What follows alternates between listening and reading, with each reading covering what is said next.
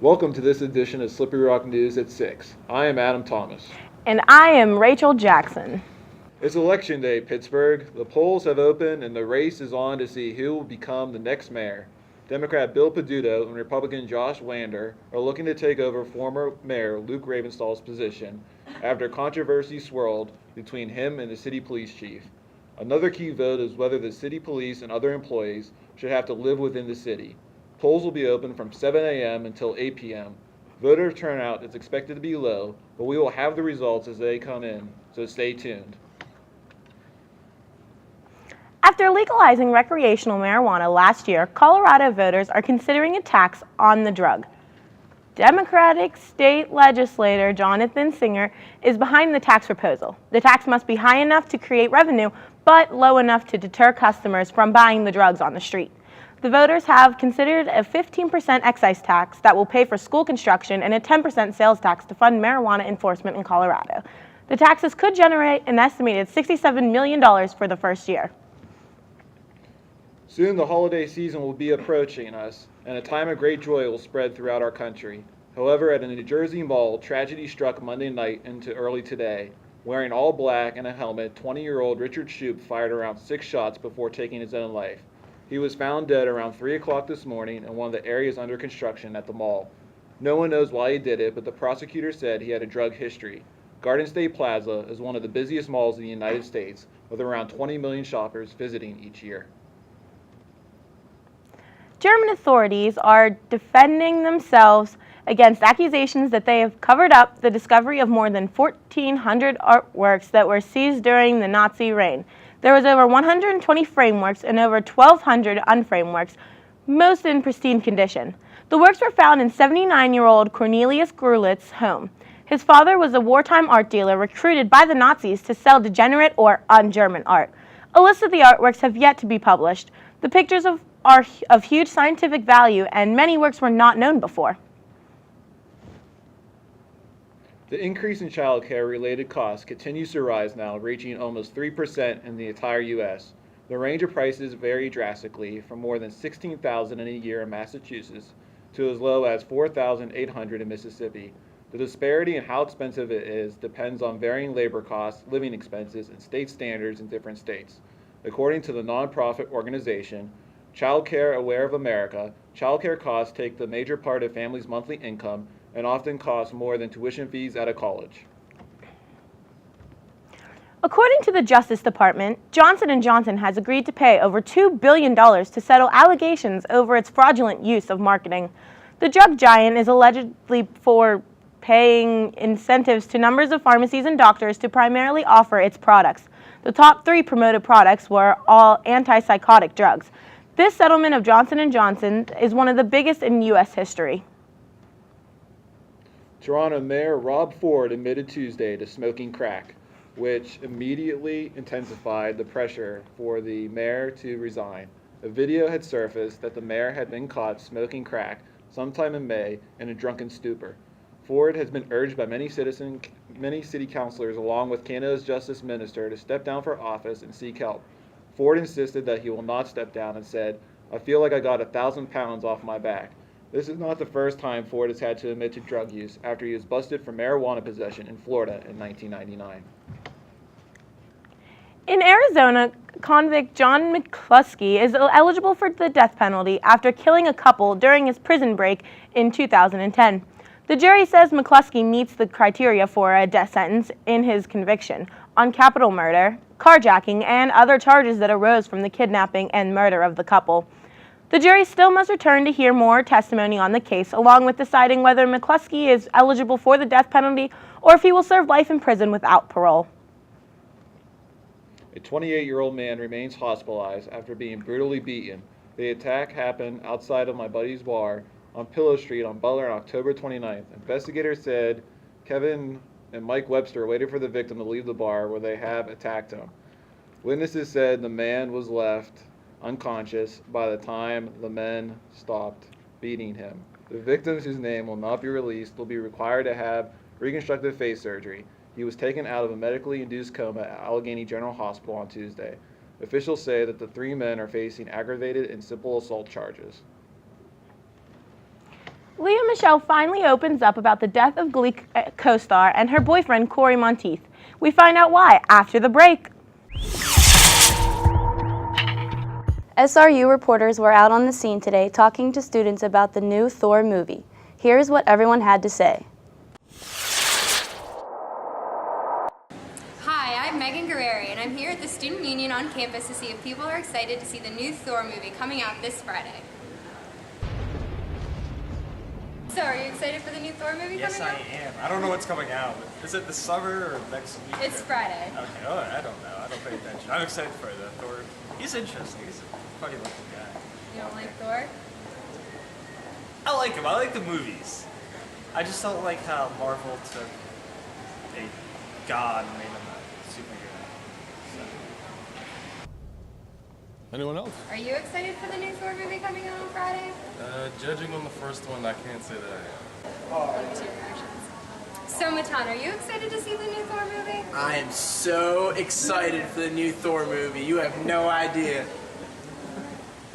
As you can see, some people are excited and some are not so excited for the new movie coming out on Friday. As for myself, I can't wait to see Chris Hemsworth back in action. Now back to you at the studio. Hollywood star Hugh Jackman will return as the Marvel superhero for a sequel to The Wolverine. The storyline is being kept a secret for now, but the word of a sequel is a no-brainer considering that Wolverine is now the second highest earning X-Men film of all time, ranking in over 140 million worldwide.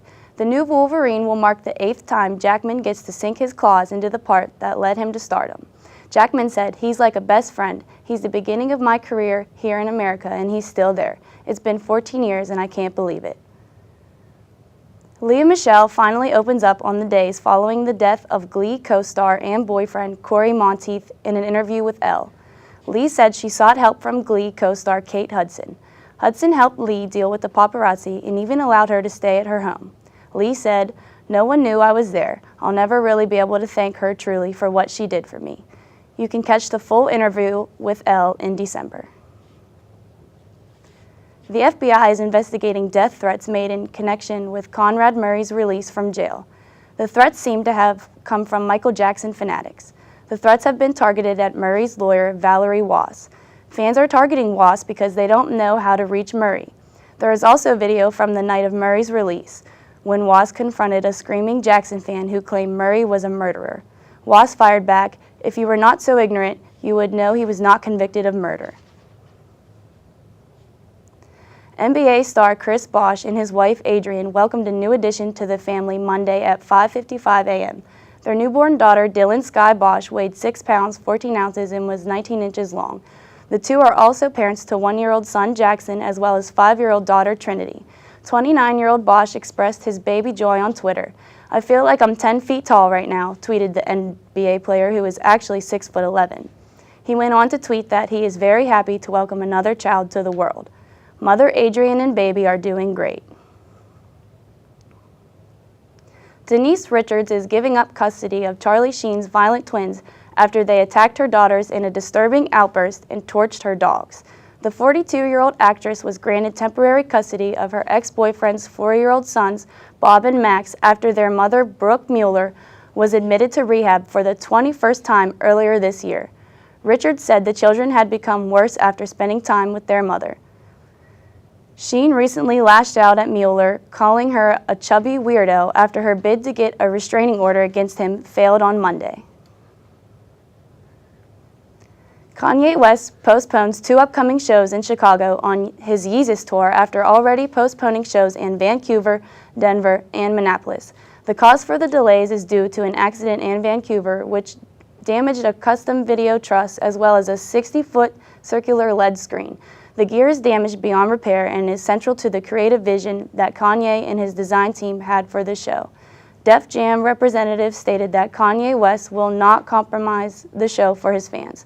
The rest of the tour will be postponed until the essential pieces can be rebuilt. According to his publicist, Owen Wilson is expecting a second son with his personal trainer and friend, Caroline Lindquist. According to People magazine, scans have now revealed that the child is another boy, joining Owen's 2-year-old son from a previous relationship. While Owen is not living with pregnant Lindquist or in a relationship, He is said to be looking forward to welcoming the baby. Rapper DMX was arrested Monday for driving with a suspended license and without a vehicle tag and insurance. DMX, whose real name is Earl Simmons, was stopped outside the Greenville-Spartanburg International Airport Monday evening when police familiar with the rapper's notorious arrest record stopped him.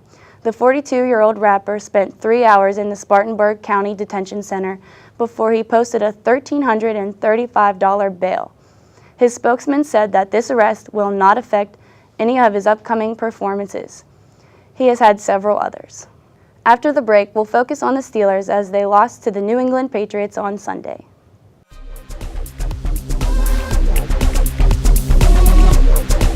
A Kansas City Royals fan hit by a hot dog throwing mascot is now suing the team. A fan who was hit by a 4-ounce hot dog in 2009 had to have 2 surgeries on his eye, and now 53-year-old man is seeking over $20,000 from the team. The Supreme Court heard oral arguments in September but did not disclose when they will be issuing a ruling. In a case of the foul ball or broken bat hitting a fan, this case would not normally be heard. However, because of the unusual nature of the injury, the fan may just have a case. The Steelers are having a tough time already this season, losing to the New England Patriots 55-31 this past Sunday. This game marks a record for the most points given up in franchise history. The Steelers have managed to round up 6 losses and only 2 wins so far this season. They are now ranked number 27, which is a huge decline from their preseason ranking of 16. The Steelers rank high in passing yards and low in rushing yards. Hopefully, the Steelers will improve their standings at their next matchup against Buffalo this Sunday. The Pittsburgh Penguins faced off against the new division rival, the Columbus Blue Jackets. Last weekend in a home-and-home series on Friday, the two teams were in Pittsburgh where the Penguins won by a score of 4-2. Chris Kunitz and Chris Letang scored power play goals for the Pens. Brandon Sutter and Jason Menga also scored. Saturday in Columbus, rookie goaltender Jeff Zatkoff earned his first win in shutout as Pittsburgh won 3-0 with goals from Kunitz, Derek England, and UC Yoke in it. Columbus will host the Ottawa Senators tonight at 7. The Miami Dolphins have suspended starting guard Richie Incognito for conduct detrimental to the team. Incognito is being reviewed by the Dolphins, the NFL, and the NFL Players Association for harassment of the team, Jonathan Martin, who had left the team last week after a lunchroom incident. Sources told ESPN that one of the significant allegations being reviewed is that Incognito got Martin to contribute $15,000 to help finance a trip to Las Vegas by some teammates last summer, even though Martin preferred not to travel with the group.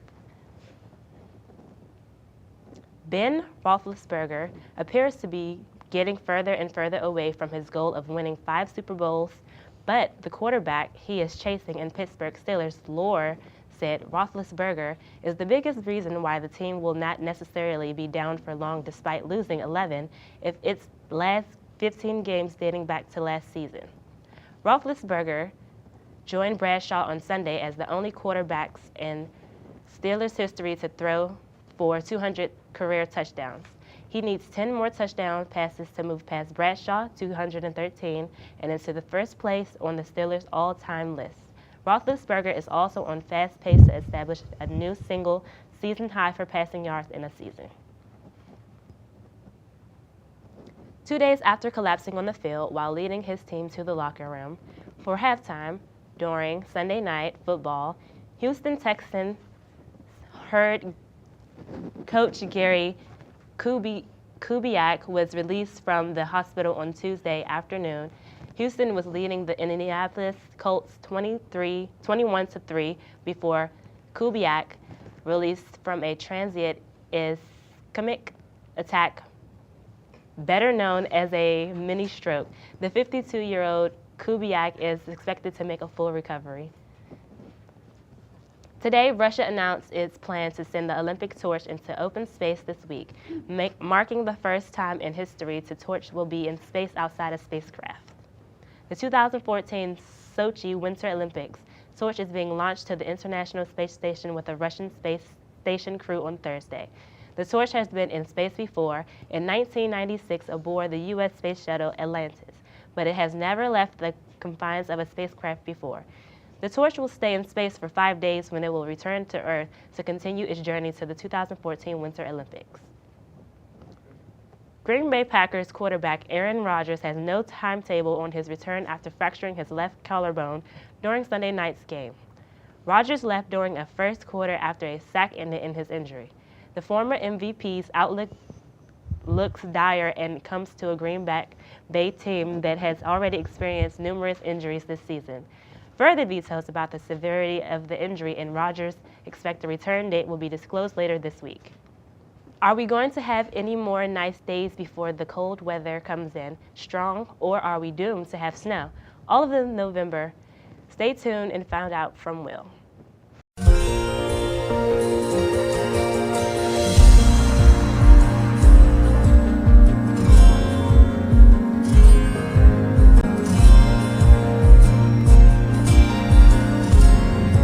All right, thanks guys. As you can see down here at the bottom of your screen, we've got 80 and 81 in southern Florida, temperatures of 30 and 40 up in the northwest, and over the northeast we've got temperatures in the 50s and 60s.